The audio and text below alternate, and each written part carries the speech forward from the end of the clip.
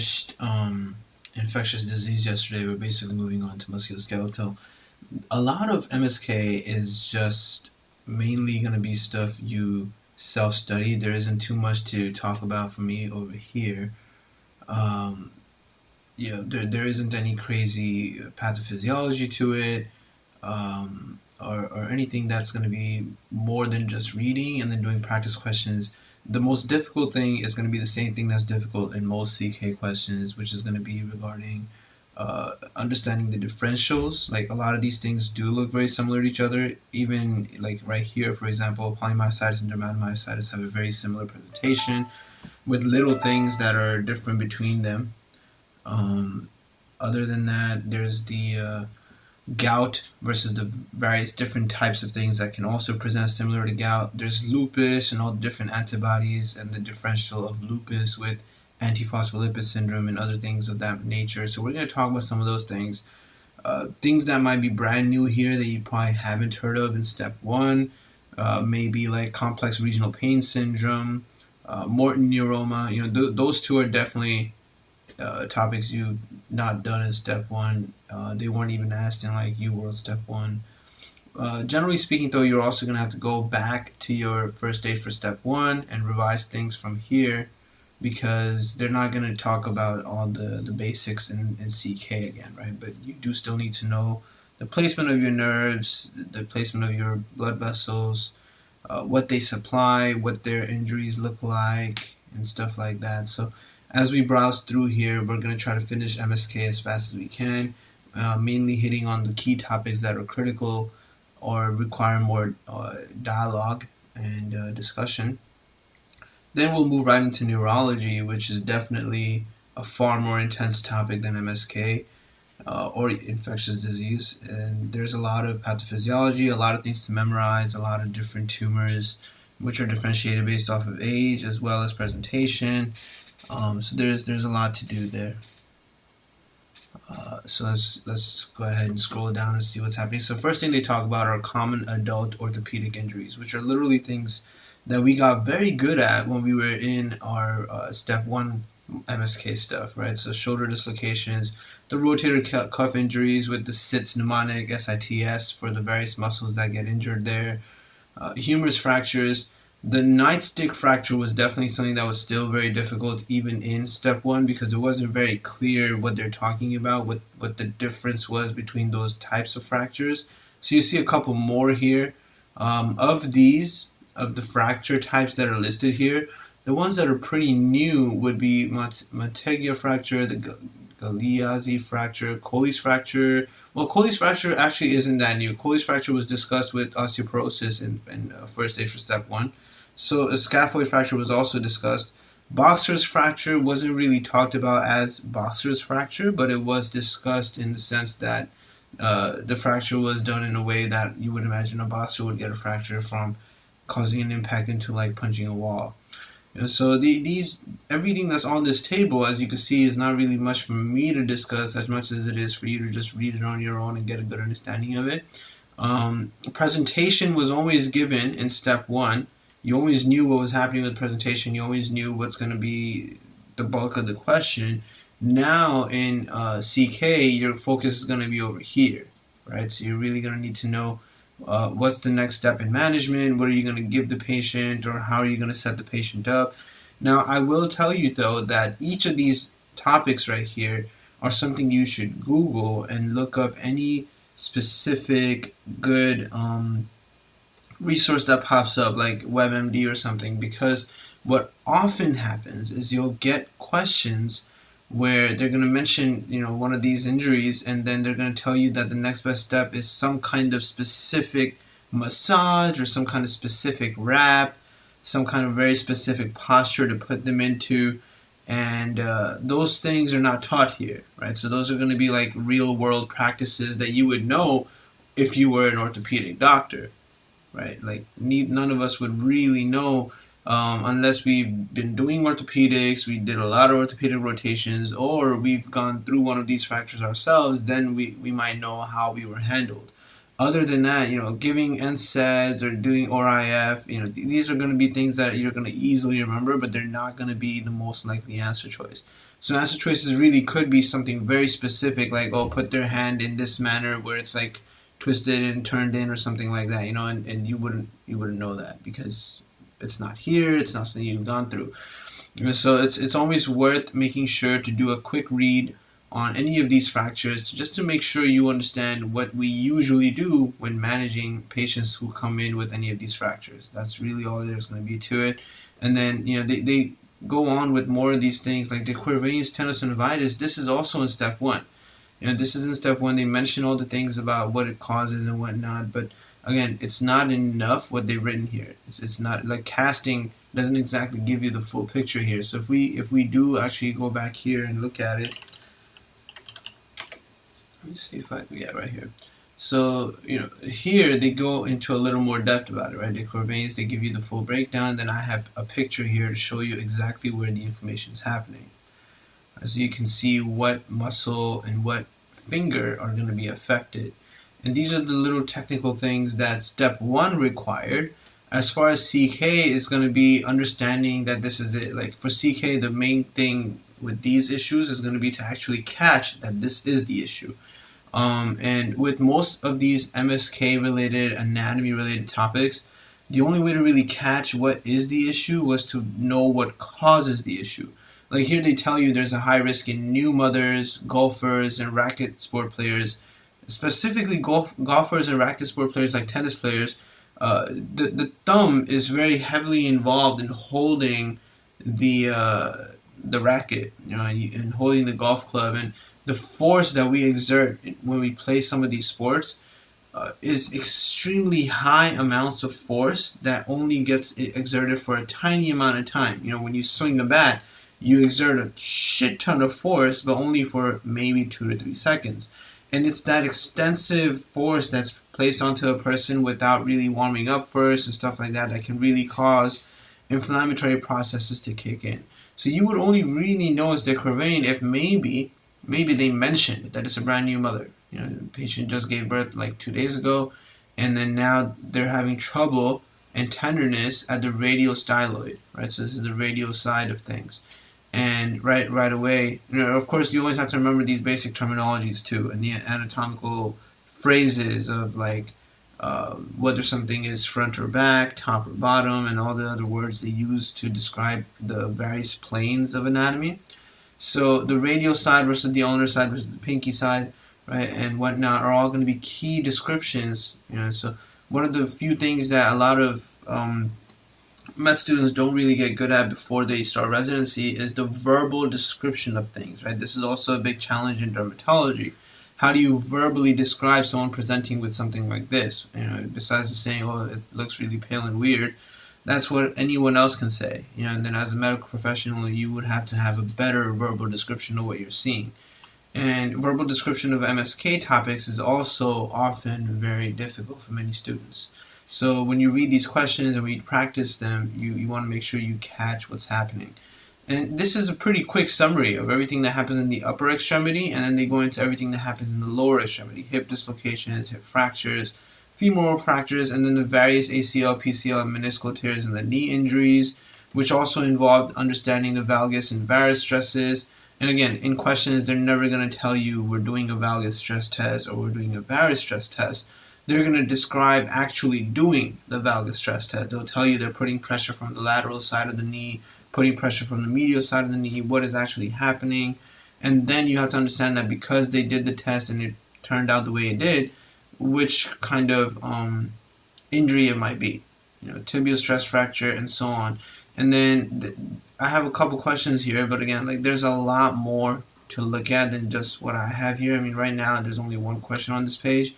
And the point is that when I was going through some of these questions, there really wasn't much to annotate, because most of those questions and most of those topics were all topics that were coming straight from the same stuff as first aid for step 1 and UWorld for step 1. So there really wasn't much to add into here, and I didn't really see any questions that students were really messing up very much. This picture was really nice though, because this wasn't in UWorld Step 1, or at least not there when I did it. So it's cool to be able to actually understand how the brachial plexus actually sits inside of us, And you get a better understanding of what can occur that can actually injure the brachial plexus. And then here they're showing you the axillary nerve, and it looks a little red, but it's actually yellow still. The axillary nerve going behind the bone and coming out over here. This is what we're all making sure that it doesn't get injured when we go in to get our COVID vaccine, right? Because the needle literally comes in right here. And the chances of it striking right at the axillary nerve are very possible. So you got to be careful with how you get your vaccine. It would be better if they put it on the upper part of the shoulder, right? Or a little lower, but not right in the middle, not right where the indentation occurs, because then at that point they risk actually hitting right into your axillary nerve. It's a very unlikely thing, but it can definitely occur, especially if the person getting the vaccine is very skinny, right? Very skinny with low muscle mass. For example, very skinny girls who don't have big shoulder muscle mass, then it's very plausible that they can get an injury right into the axillary nerve. And this is something that I mentioned because since it's so relevant right now, it's so possible for it to be a question in upcoming CK exams, right? People getting a vaccine in the upper arm, boom, patient now presents with axillary nerve injury, and they're never going to say you presented with axillary nerve injury. They'll describe things that occur because your axillary nerve isn't working.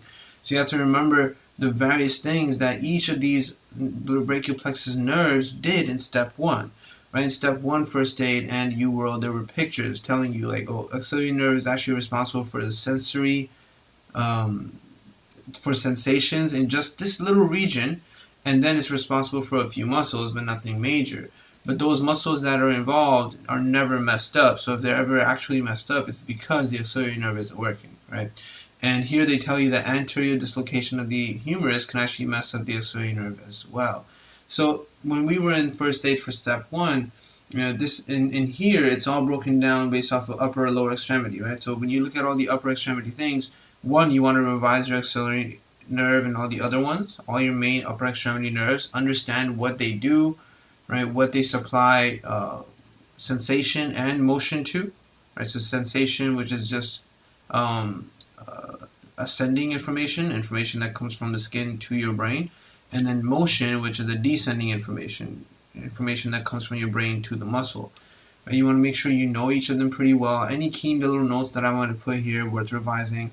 Basically, what happens with MSK when you get to CK MSK is that it's a full-blown revision of all of MSK from step 1. That's all it really is. And that's pretty nice, because then at that point you're not really learning anything new, and you don't want to learn anything brand new for CK. It'd be better if you could just revise things, right?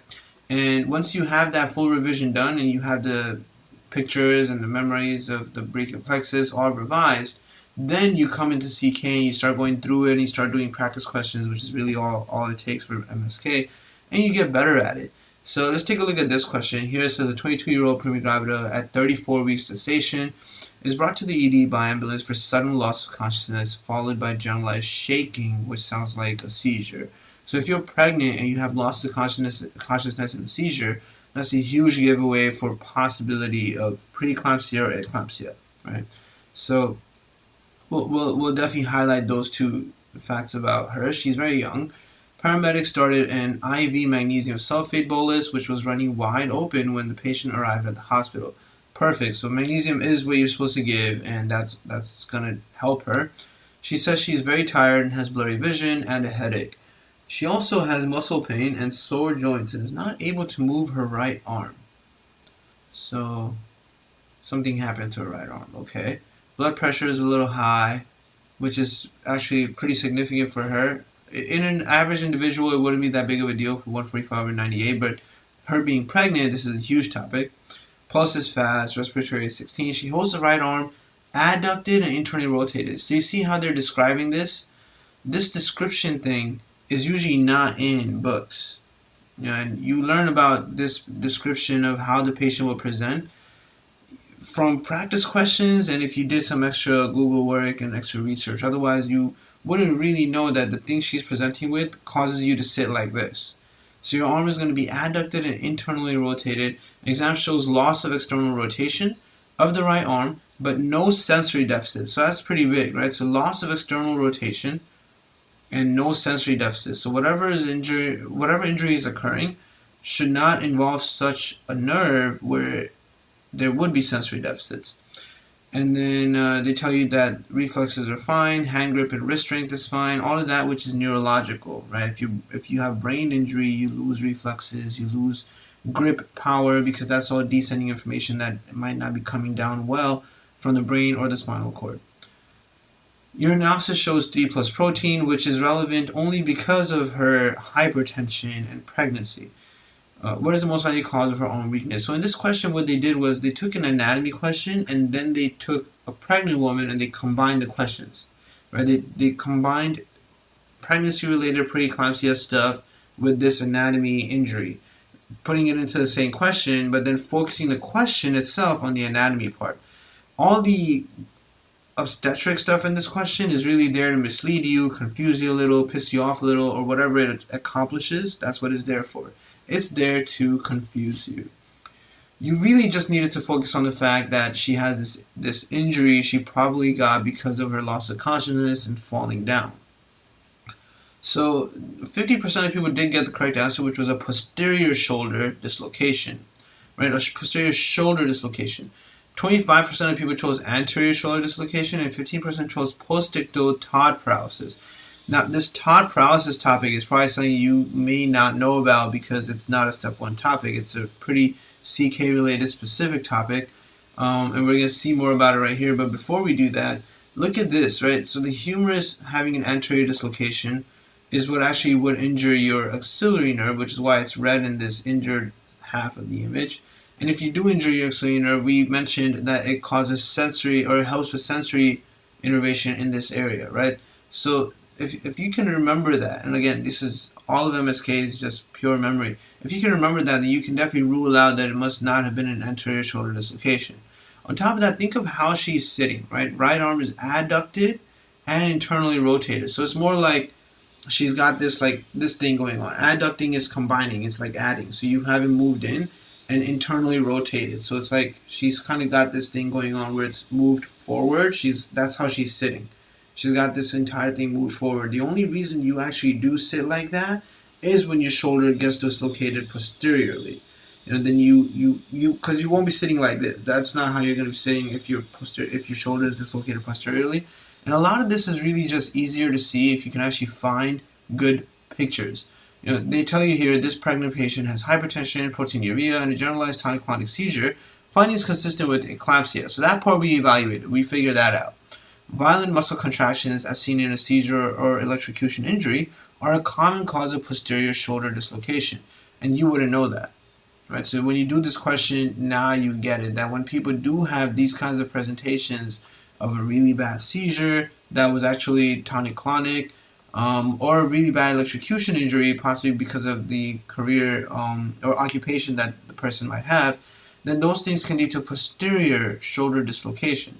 In a posterior dislocation, the arm is typically held in adduction and internal rotation, with impaired external rotation. So the way you're supposed to remember this is if your shoulder is posteriorly dislocated, right, then you should not be able to move your scapula backwards. You can't do that activity. You won't be able to just take your shoulder and move it back, right, because it is moved back. That's the issue you have.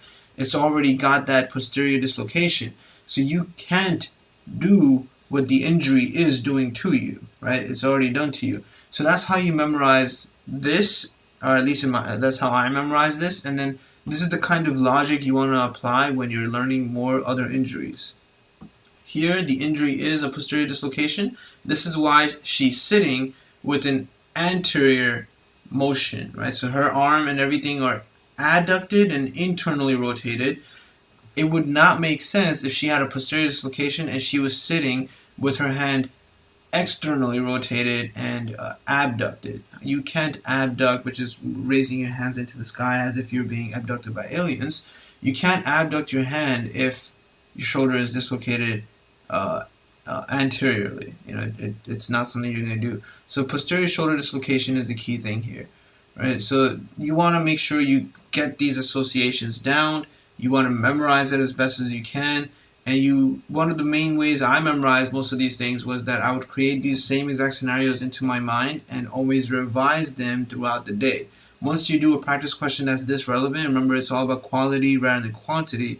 You don't want to try doing too many questions a day. You want to focus more on making sure every question you did that you gained something out of it and you got it down perfectly, so that if you ever get a question again on posterior shoulder dislocation or even shoulder dislocation in general, you will not get it wrong, right? Because you can get a question on actual anterior shoulder dislocation, you'll be able to rule out the posterior shoulder dislocation as a choice just because you got it down so well. You know, the answer will not be posterior shoulder dislocation if the patient is not sitting adducted and internally rotated, right? And all the other things we're seeing here, no sensory deficits.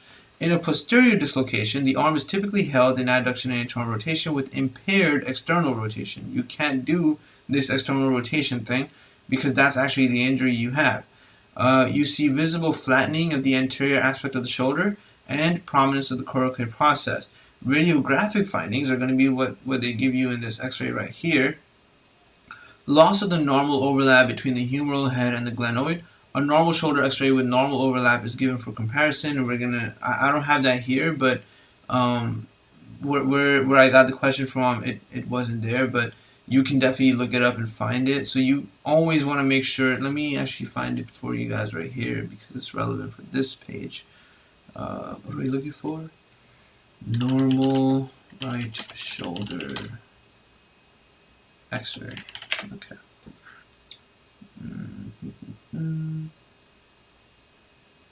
What were we supposed to find? They wanted you to see the overlap between the humeral head and the glenoid.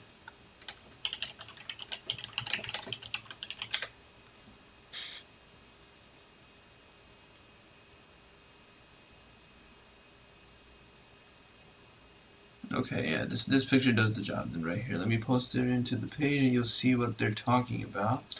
So in that picture, they've labeled what the humeral head and glenoid are.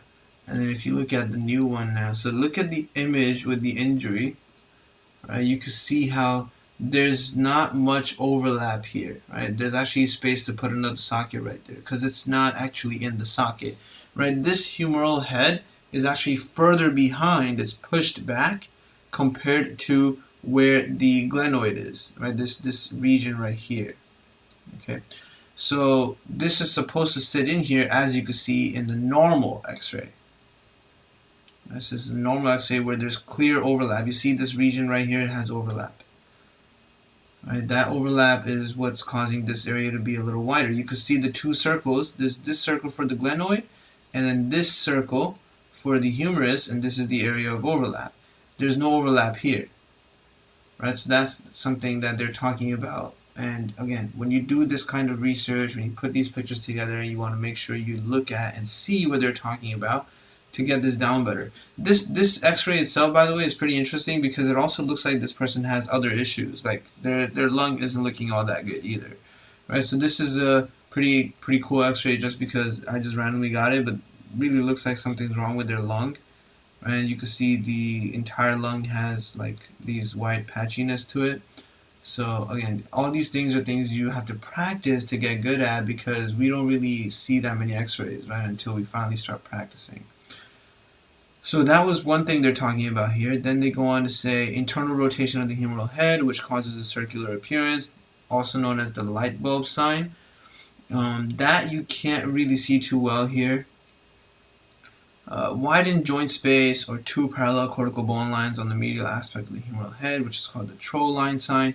So these things are, again, things you would go ahead and find pictures for. So for example, if we look up humeral light bulb sign, then maybe I will find a good picture of that. Okay, this is actually pretty cool. So I found a picture that has both things in the same one. I guess they kind of occur together when they do occur in a person. Let me put it here.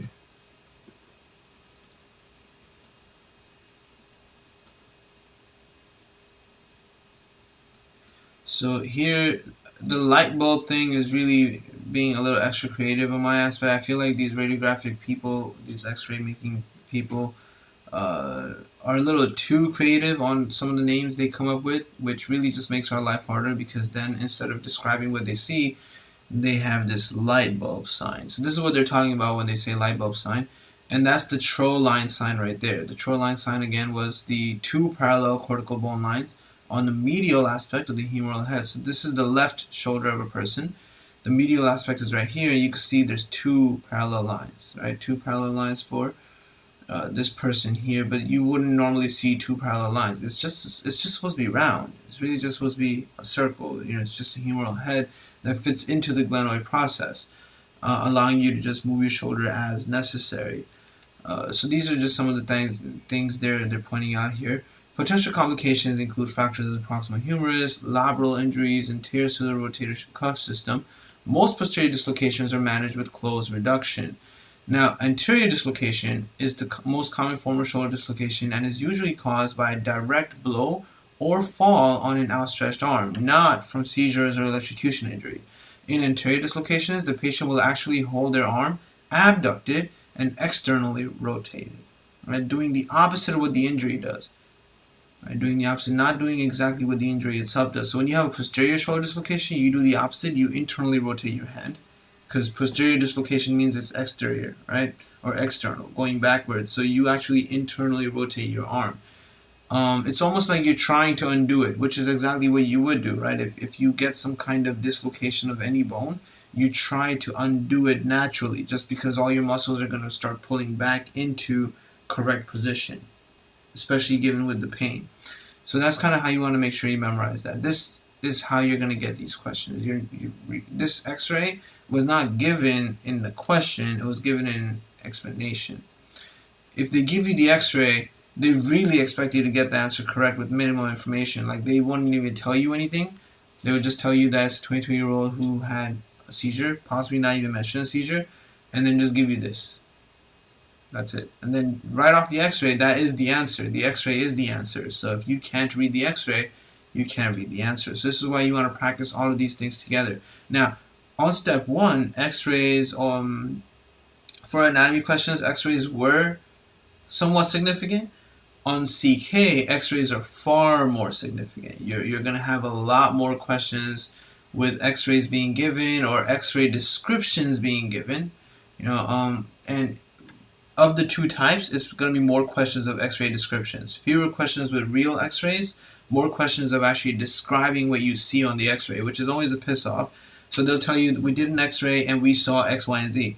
And then you're just like, okay, can I see the x-ray though? Like, why are you describing it, right? But that's what they do. They'll describe it. This is what we need to get good at, describing things verbally without showing it to someone. And this is what we need to be good at reading when we see it in the question. All right, so these are some of the things that are going to be somewhat significant as we go along the anatomy section. They go on to tell you a couple more things. They show you more x-rays. But again, all of these are generally topics that you've either seen on step 1 or are very basic to understand. When you come here and you see A, B, C, D, E, F, G, you want to put what you know they are. Put it right here. Like, write it into the book. A is showing you whatever, B is showing you whatever. You want to write it right here so that you can revise it more quickly the next time you come back to this page, rather than having to scroll back up and see what was A, what was B, and stuff like that. Then they move on to the obvious step 1 topic of peripheral nerve injuries, which again I just showed you on the step 1 book. This page right here takes care of all that very brilliantly. So you want to go back and revise all that from there, because there's nothing new here. Absolutely nothing new here to talk about. All of these are just common nerves that you get questions on, and they're always very straightforward questions, but they become very difficult once you look at the answer choices. Too many answer choices are going to look very legitimate, and you're going to be very confused on what to pick if you don't have perfect knowledge of these topics. So go back and revise them. Compartment syndrome is a somewhat more relevant topic to CK now, because it wasn't such a big deal in step 1, but it was tested in step 1. It was definitely tested in step 1, and you want to make sure you get this stuff down pretty well. So compartment syndrome is increased pressure within a confined space that compromises nerve, muscle, and soft tissue perfusion. This confined space is usually a cast on some kind of broken limb. Occurs primarily in the anterior compartment of the lower leg and in the forearm secondary to trauma to the affected limb, like a fracture or a muscle injury. Presents with POOP, which is pain out of proportion to physical findings, pain with passive motion of the fingers and toes, and paresthesias, pallor, poikilothermia, which means that you start feeling really like cold. Pulselessness and paralysis, right? Pulselessness and paralysis. All the P's here are there to remind you of what you're thinking of when you read a question. If you read a question and you see all these P's in that question, it's compartment syndrome. Generally speaking, though, compartment syndrome is not that difficult. It's a very simple topic. It's a very understandable topic, and you're going to see that as we go on. Paralysis and pulselessness occur as late signs of compartment syndrome, where now the nerve that was involved is really not working at all. Based on history, examine elevated compartment pressures, although not necessary. Calculate delta pressures, which is the difference. Delta always means difference. The pressure difference in diastolic pressure minus compartment pressure. Now, compartment pressure has to be given to you. But if they give you compartment pressure in a question, then that makes the question too easy, because now you know it's compartment syndrome, right? But they could just give you compartment pressure to throw you off. So you want to make sure you calculate this. The diastolic blood pressure minus the compartment pressure.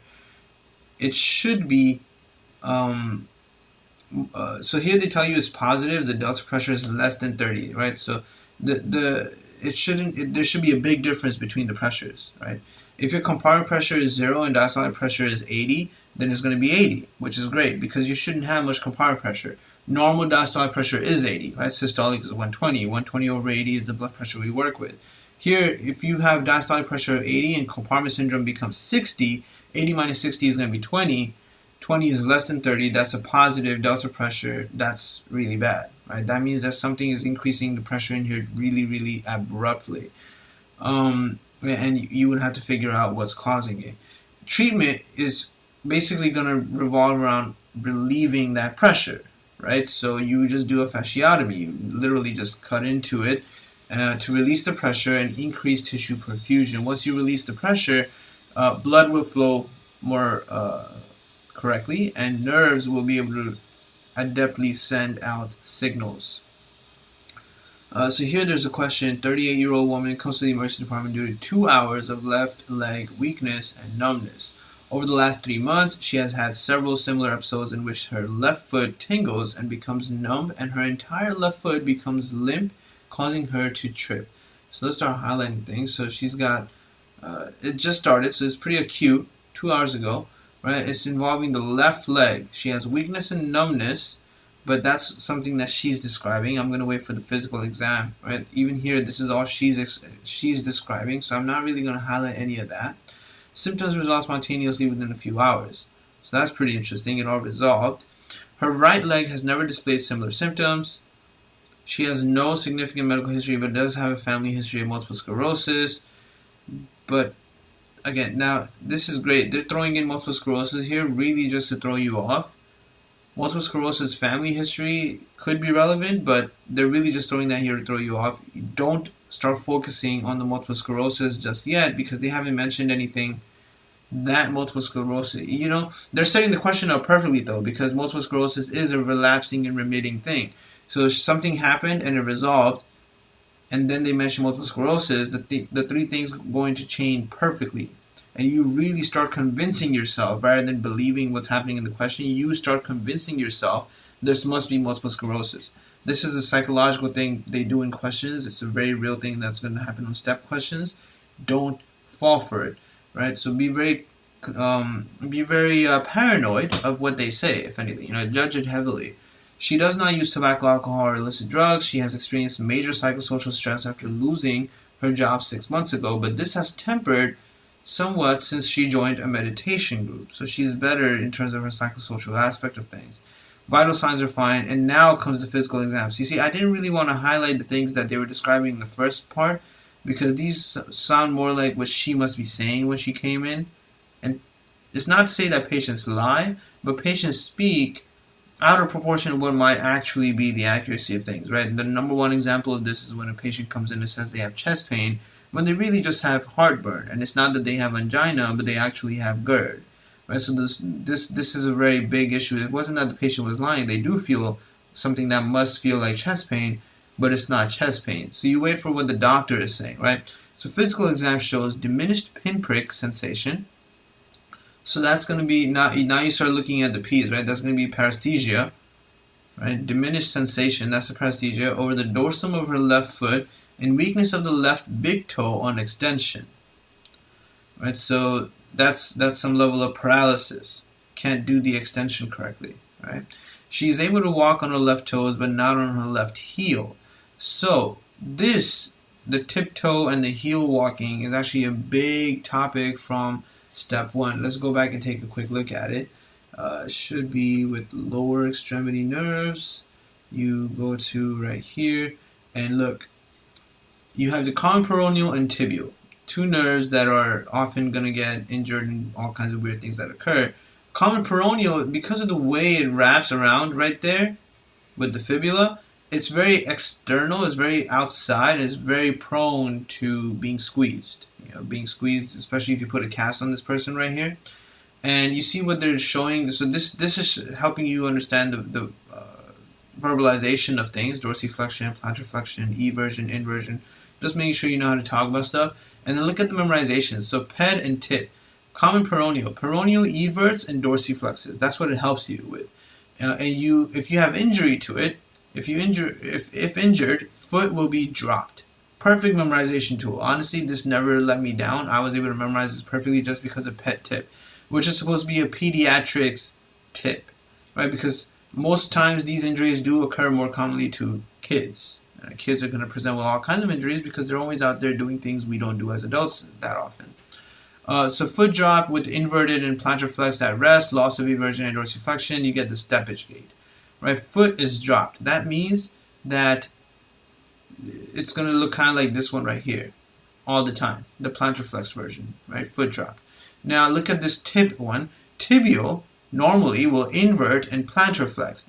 You would actually do this, the plantar flexion thing, actively with your tibial nerve, right? You see where, so the tibial nerve, L4 to S3, let me see, it's supposed to be more like this in the back. You see the tibial nerve here? Not this image. This image is here to show you some of the other nerves as labeled. Common peroneal once again, and the deep peroneal, all the places it goes to, what it does.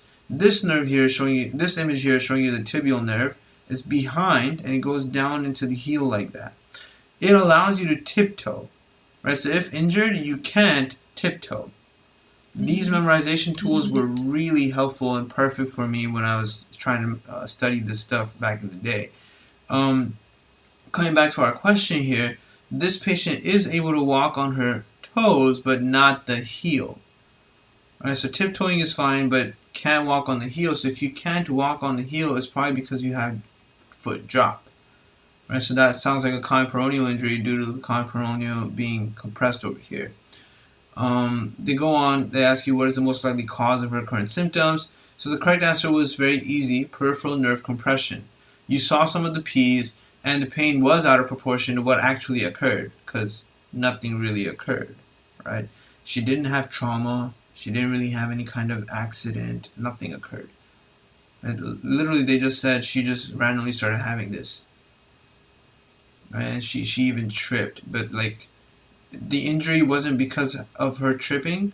Her issue caused her to trip, right? So nothing occurred, and she randomly got this problem. So it was fitting, this entire description here. They go on to say that 20% of people chose the multiple sclerosis answer choice because they fell for the trap, and 10% chose primary psychiatric disorder or spinal nerve entrapment, right? 10 and 10. I can't really see where you would think of primary psychiatric disorder or spinal nerve entrapment as an issue. She actually doesn't have a psychiatric disorder. She experienced stress that any of us would if you lose your job and you depend on your job, as many people do, right? And this is something that's very normal lately in the times of COVID. So that stress is not psychiatric disorder, that's normal psychiatric response. And she's managed it with the meditation group, so it's not going to lead to a muscle stuff. And spinal nerve entrapment was very difficult as an answer choice because nothing was causing spinal nerve entrapment. Like, what in her would actually cause the spinal nerves to have any entrapment? They didn't mention that she has any kind of tumor in her spinal column. She doesn't have syndrome or anything like that. Nothing like that has been mentioned in the question. This is involving a peripheral nerve because it's only involving one leg, unilateral, right? And it's very far from the spinal column, so something must have occurred peripherally. Central things and things involving the spinal column will usually have many more symptoms. Above image, which is this one, was given for foot drop. Her intermittent foot drop suggests common fibular neuropathy because the nerve travels near the fibular head and is susceptible to compressive injuries from leg immobilization like a cast or bed rest. Prolonged leg crossing like in yoga and meditation, which is her thing, and you probably didn't even think of that when you read that she was doing meditations, or from protracted squatting as shown in this image here. Right, when you're squatting for too long, you can get nerve entrapment right there, and you will start feeling numbness and webbing in your feet. That's when you know you should stop and stand up, right, and don't do it again. Manifestations are transient and reflect impaired functioning of the fibular nerve, leading to unilateral foot drop, numbness over the dorsal foot and lateral shin, impaired dorsiflexion and great toe extension, and preserved plantar flexion and reflexes, because that's involving tibial. Diagnosis is by electromyography and nerve conduction studies. Treatment has limited effect but includes reducing pressure on the nerve and not doing any of these things that would cause the nerve to be trapped even more than it already is. Right? You can also use ankle-foot orthosis splints. Again, this splint thing is very commonly done in orthopedics, but more so for people who really need it, not in her case. She doesn't really need it. Her case isn't that severe. And of course, you could definitely get her physical therapy. Number one thing that occurs in orthopedics, right? Multiple sclerosis symptoms take days or weeks to improve before they occur again. And psychogenic numbness does not usually follow a neuroanatomical pattern.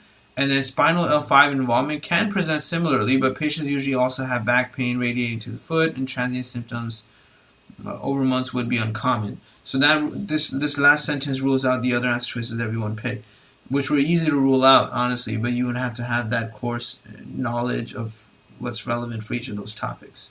So anatomy questions on CK are supposed to be easy giveaways, but they're only giveaways if you've actually understood the anatomy, know what the nerves do, and understand what causes nerves to be messed up. Right? So this was a question directly related to these two things. Right, the lower extremity stuff. You want to make sure you have this down. In the Step 1 book, there are a lot of images and a lot of practice questions to really get you to better understand how different injuries can occur and how you can avoid them. And the questions themselves teach you things that the book doesn't. And that's what makes this entire thing so complete together. You need to use both books together. These AMBOSS images and whatnot are also extremely helpful in grasping the color coding that helps you see the innervation that you're going to need to know, because in questions you will be told where the lack of innervation is occurring. Someone might have had a car accident with the trauma to their hip, which might have messed up one of the nerves coming out of the hip, and then they'll tell you where the lack of sensation is. They'll tell you the medial thigh, then you immediately know it's obturator nerve. That's a very common question right there. Right? And then, of course, in the same book, I put in the Netter's anatomy stuff, and then this from teachmeanatomy.com, where they more color code the muscles for you to better understand where they all are. You're not going to remember it perfectly. For the most part, though, you should know them enough to be able to have some recall, some understanding of where the muscles are, what nerves course through it, and then how questions present regarding each of these things. Because again, that's just unfortunately what this is all about. You have to know it very well.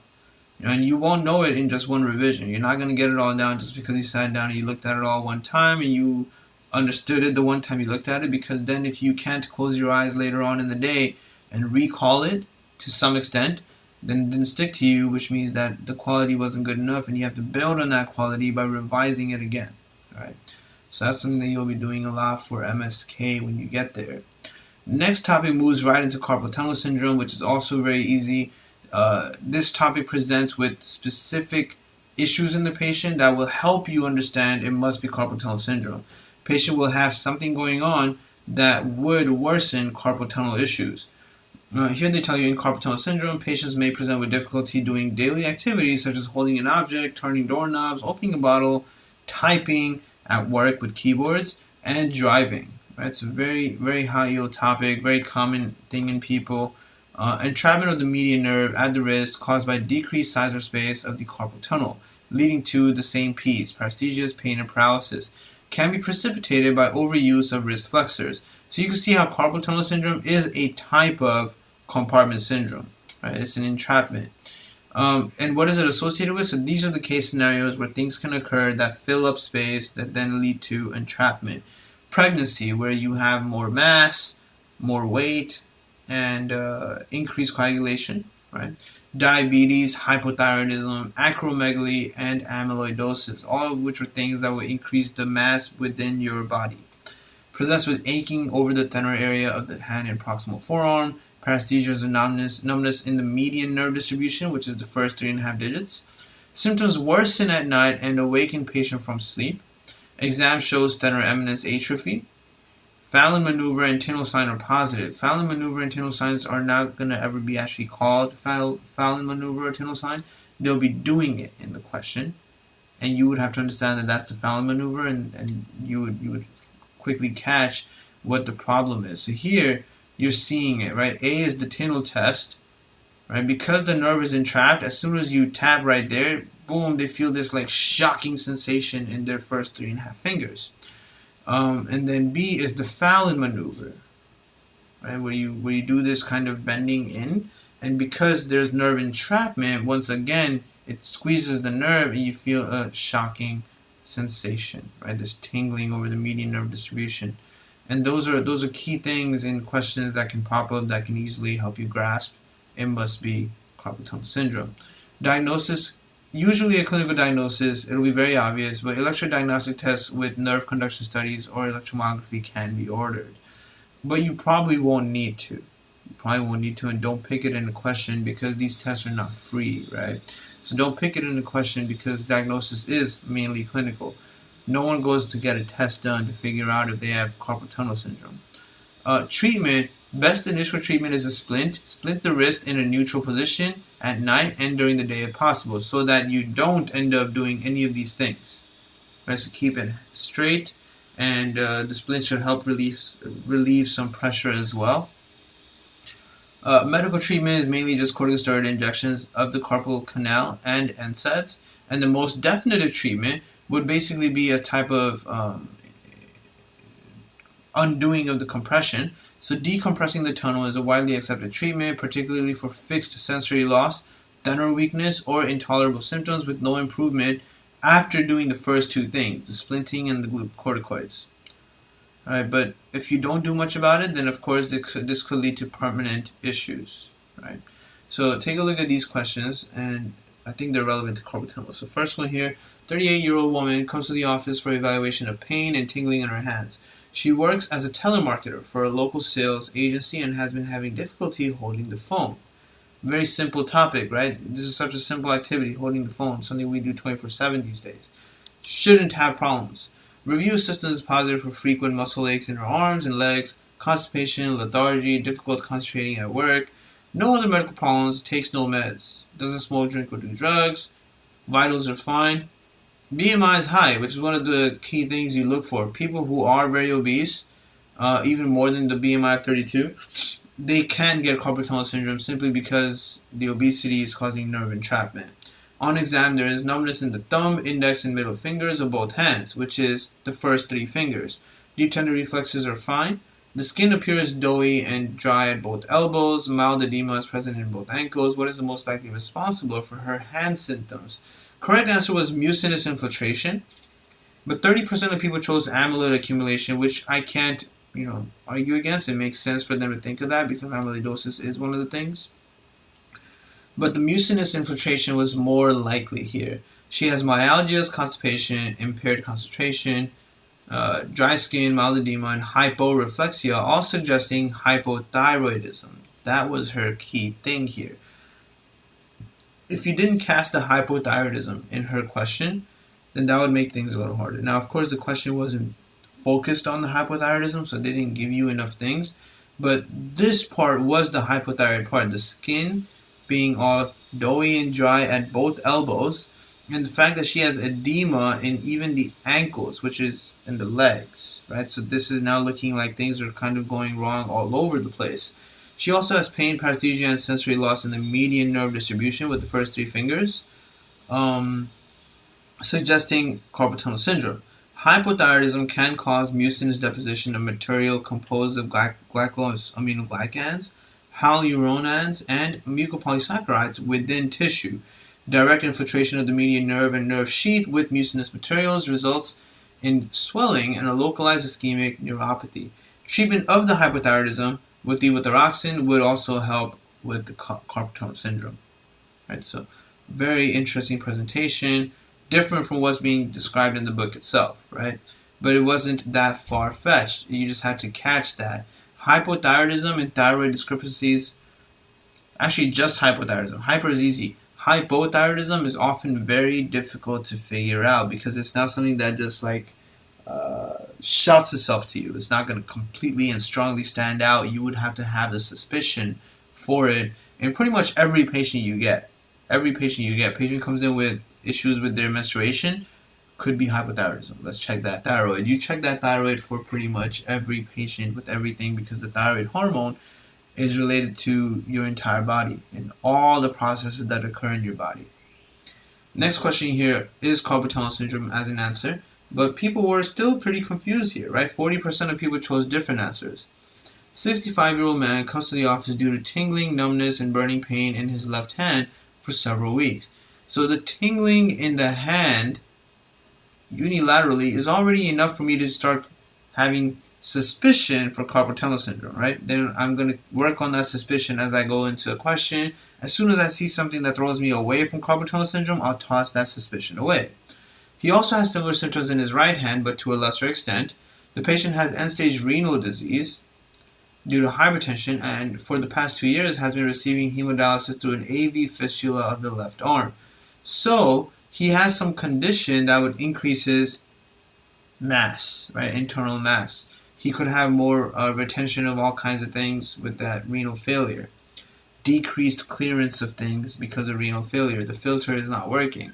He has no symptoms in the legs, no muscle weakness, headache, vision changes, speech changes, or swallowing difficulty, which rules out a bunch of things.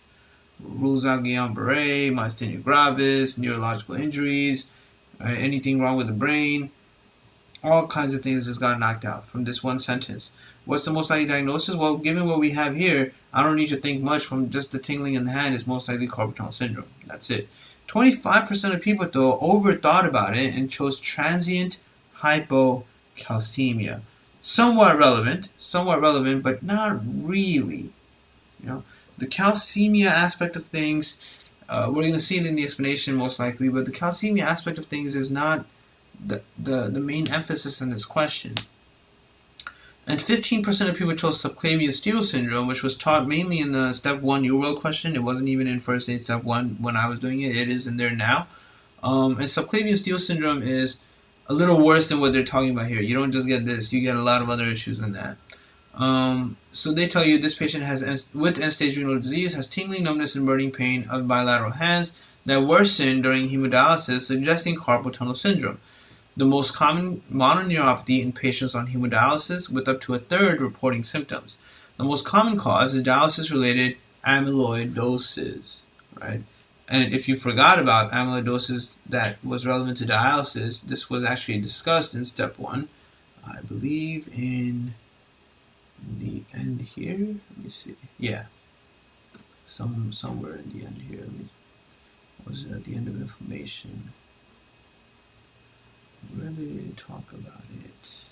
Oh, okay. So at the end of cellular injury in pathology, they talk about different types of amyloidosis, and you have dialysis-related amyloidosis with the beta-2 microglobulin in patients with end-stage renal disease, right? Which can lead to all kinds of issues. In our patient, it's the musculoskeletal carpal tunnel syndrome. It can lead to any of these other things as well. Can occur in any of these people with the systemic amyloidosis.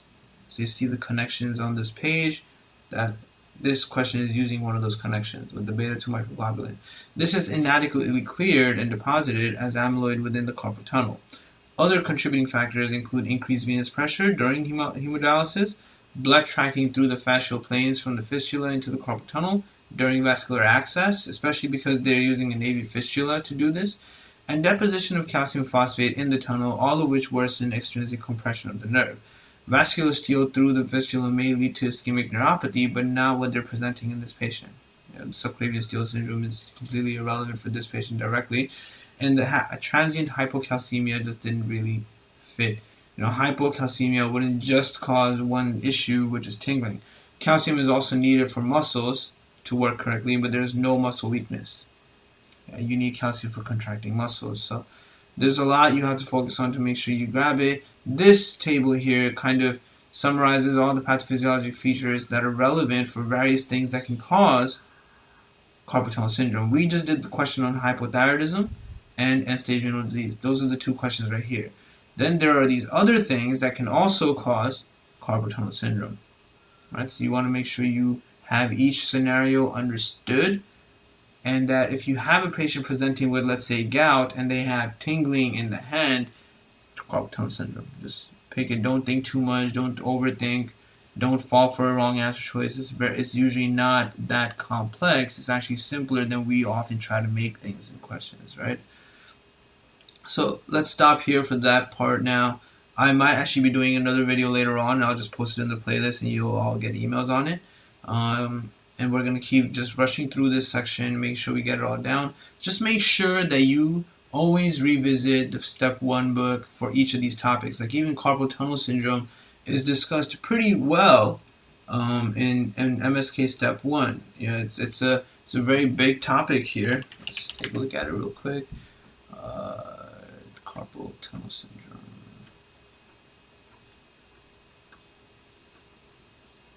No, not like that. Let's see. Wrist region, hand muscle. Where do they talk about it?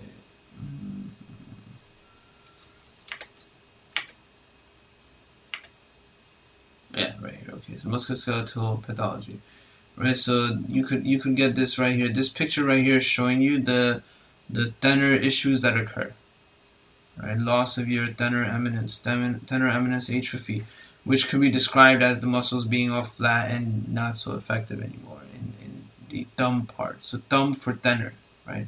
Hypothenar is the pinky aspect of things. Thenar is thumb related. It's on the thumb side. And you can see some of the associations are being discussed over here as well, right? And good picture here to get the basic understanding of carpal tunnel versus Guillain Canal, which is more so going to be the bikers, right? Cyclists. So again, a lot of things here being discussed, more pictures, more things to help you understand where the entrapment is occurring, and you want to make sure you get this stuff down pretty well. The more ways to revise it, the better, but don't look at too many things. Just first aid step 1 and then the CK book with the annotations are more than enough to have full grasp of the topics. And then in the next video, I'll go on and wrap up a couple more of these things so that we can quickly get to neurology.